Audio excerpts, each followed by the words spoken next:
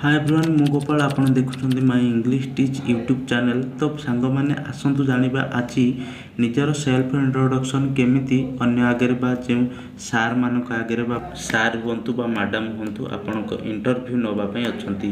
प्रथमे आपण कहबे गुड मॉर्निंग सार, सार हुंतु बा मैडम हुंतु। सार थिले सार कहबे, मैडम थिले मैडम कहबे। गुड मॉर्निंग कहबे, नचेत जदि 12टा रु 3टा भितर 5टा भितर होइथिबो गुड आफ्टरनून कहबे।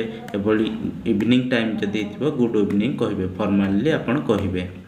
तो योर नेम आपनकर ना कहबे।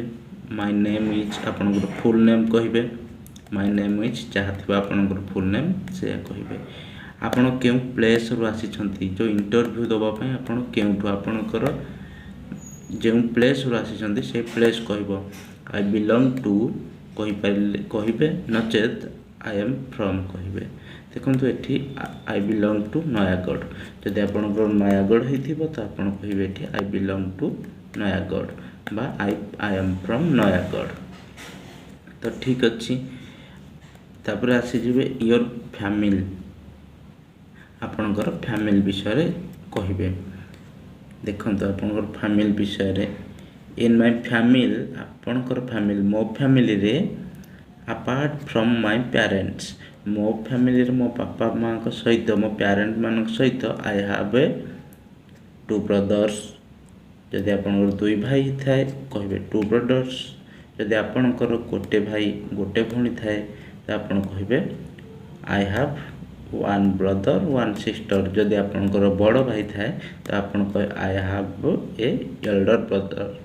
आई हैव आन लागिबो ई जेहेतु एटा भोयल अछि तो एठी आन लागिबो आई एल्डर ब्रदर।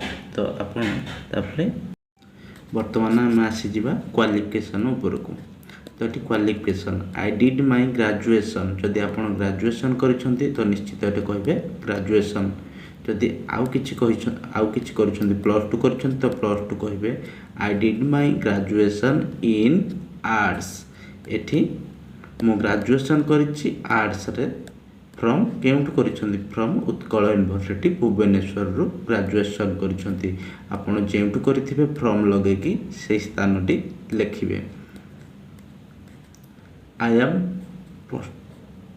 Pursuing M B A. किंतु आपण बेले बेले ग्रेजुएशन करिथिबे आउ अदर किछि कोर्स करूथिबे बा कंटिन्यू रुथिबे से जगह रे आपण कहि पारबे आई एम परसुइंग एमबीए। मो एमबीए करूछि तो मोठी कहूछि आई एम परसुइंग एमबीए। जदि आपण एमसीए करूथिबे तो आपण भी कहि परिबे आई एम परसुइंग एमबीए। जे जहा कोर्स आपण कंप्लीट कला परे आउ जे कोनोसी कोर्स आपण कंटिन्यू रे अछंती तो आई परसुइंग करि कहि परिबे। तो एठी आपण को परवर्ती आसी जिवो एक्सपीरियंस। एक्सपीरियंस आपण कोन अछि। I have 2 year experience in marketing sector। जदि आपनकर जेते बयस बा जेते वर्षर एक्सपीरियंस हो थिबो एठी लिखिबे जे सेक्टर रे हो ना काहेकि जदि आपनकर थिबो तो आपण कहि परिबे। तो एठी आसी जिवो हॉबी बा आपनकर अभ्यास कोन।